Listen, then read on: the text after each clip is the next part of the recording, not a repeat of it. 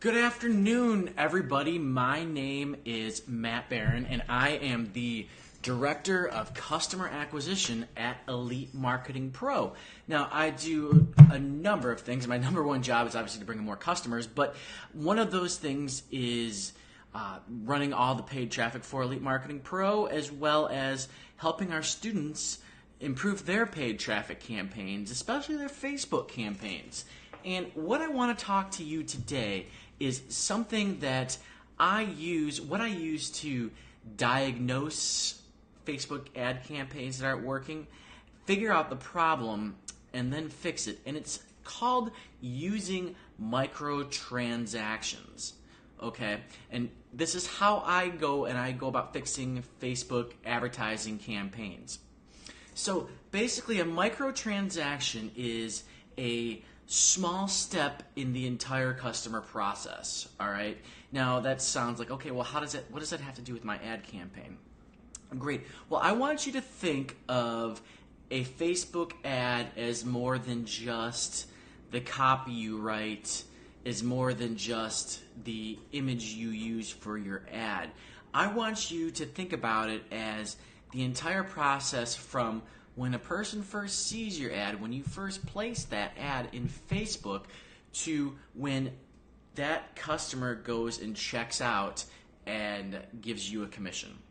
Okay, so let me break this down for you guys. One of the problems I often see, the feedback I often get from customers, from Elite Marketing Pro affiliates, would be, I ran a Facebook ad, I got no leads or no sales. What do I do?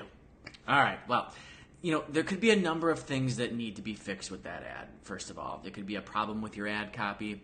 It could be that the sales page isn't converting. It could be that your audience is not interested in what your ad copy is or what your sales page is.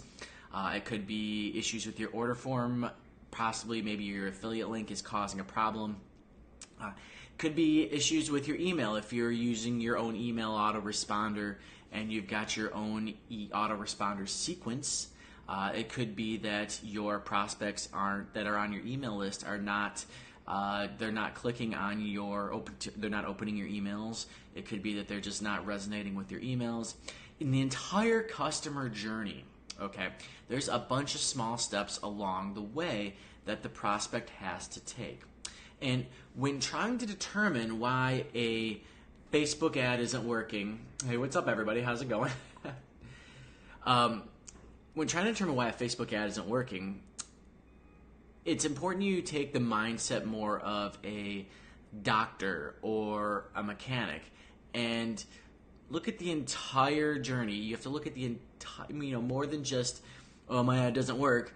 You have to try and diagnose and see what the problem is along the way. Because in any particular ad you have, there's a number of steps that your prospect has to take in order to become a customer. And every single one of those steps, okay, is something where they have the opportunity to fall off the wagon, per se. Where they have the opportunity to not click on your ad or decide that maybe your ad isn't what they really are interested in. So it's a bunch of pitfalls. The customer's taking that journey from your ad to buying something, and there's all these small little steps along the way that could be causing the problem as to why they're not becoming a customer. Now, let's talk about and see how we go ahead and I would apply this. Let's talk about a couple different scenarios that I frequently see. So let's say affiliate A decides they want to run an ad, and they get the following stats. They've run an ad for 10 days. Their ad spend is $209. They get 3,200 impressions. Their clicks are 217. Their CTR is 1.78. Their relevance score is 7. No leads, no sales. Now for that, we take a look at the cost per click. And there's some basic stats I'm going to want to check. And these are what I call the microtransactions in here. So I want to see where the issue is coming from in this thing. Okay, so I would look at first of all, I would look at what is the cost per click. All right, it's 96 cents. In that case, this is pretty good. This is pretty standard with what we see on Facebook. If it were higher, I might question and take a look at a few other things, but 96 is pretty good. Your CTR of 1.78 is very good as well. 1.0 is kind of the baseline. If you can get higher than that, if you're doing 2, you're doing really well. 1.78 is doing pretty good. So basically we know that your cost per click is good, that people are finding your ad interesting, they're clicking on your ad at a good click-through rate. So we know that they found your ad interesting, all right? They clicked on your ad. They're not seeing your ad then going, I'm not interested at all. So you've got a decent good ad there. So now where's the issue coming from? The problem is that now we see there's no leads here, all right? Nobody's actually opted in. The problem occurs is when they get to your landing page. Now, why is that stopping the customer? Why is that microtransaction of that person clicking on your ad and getting to your landing page, what's stopping them there from becoming the customer? Well, here's what we want to look at, and here are the issues that might be occurring from this. Okay, it could be a lack of congruence between your ad, the message in your ad, and what's being offered on the landing page. Now, if you're a part of the Fast Track group, you've been on the reviews with me, one of the things that I usually tend to see a lot in that is the lack of congruence between the ad and the page that immediately follows when they click on your ad. And that comes from, a good example of this might be where they've got an ad promising their customer one thing, but then they take them to a blog post that has absolutely nothing to do with what their ad promised as well. Okay, well, when the customer clicks on your ad, they should be clicking because they're interested. They want a benefit. They feel that you're promising them something that's going to help them. But they get to your landing page and they don't see how that's going to help them whatsoever. Okay? And it's usually your ad promises them one thing, and then you send them to a blog post that's completely different, that has no relevance to what you promised in your ad. All right? Same with landing pages as well. So you need to be able to get leads for sales. So we know that's where the customer is stopping in that particular example. They're stopping on the landing page because they're not even getting to the sales page because they're not even opting in to what your offer is on that landing page. Now, let's take a look at another example of an ad. So we get the following stats. You run an ad for 11 days. Your ad spend is $222. The impressions are 3,400. Your clicks are 179. Your CTR is 1.16. Your relevance score is 8. You've got 30 leads, 1 sale. All right, so let's take a look and see what might be going on here. Your cost per click in this particular case is $1.24. That's okay. I'd say that there could be a number of reasons why it's a little bit higher than the last example. One just might be the pure fact that at that particular time when you ran your ad, there's more competition out there looking for Facebook advertising as well. There could be that there's more people advertising to the same people you are at that particular time. If that's the case, the cost per your click automatically goes up because there is less ad space to be had at that particular time. There's less inventory and more people that want that inventory. It's a basic supply versus demand type thing. So it's not overly high. If it were above $2, I would worry, but it's not. Your CTR is okay. Again, it could be better. One of the things that might get it a little bit better is writing a better ad, but I'm not entirely worried about that too because I see people clicking on your ad and you're getting leads. You've got 30 leads here, and it looks at 222. I didn't do the math, but I'd say it's about $7 a lead, $6 a lead, something like that, because you've got 30 leads and you spent 222. So people are clicking on your ad. They're going through. They're becoming your leads, so they're not getting stopped there. And then you've got 1 sale. All right. Well, now and they're actually going through and they're getting the sale. Now, the question is how are you going to get those sales up? All right. And we want to take a look at this because some people might take a look and they'd say, okay, I spent $200.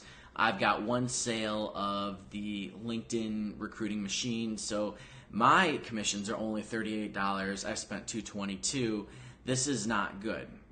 Well, I'm going to tell you something here. In this particular scenario, it actually is pretty good, and this is where I would tell a student, that normally might quit, that they need to keep going. Because quite frankly, you're getting your leads in here, so you're getting your sales in here too as well. You've only got one so far, but the data on this is still quite too low to kill a campaign at this point.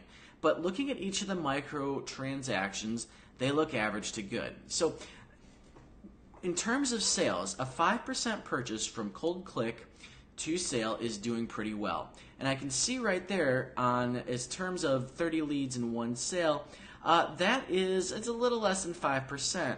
However, I would still suggest you keep going, because I think in order to really know, you'd want at least 200 leads and then to be able to look at the sales to determine if the percentage of purchase is too low or too high. If you keep going, I could easily see you getting, when you get to 100 leads, you maybe got 10 different sales.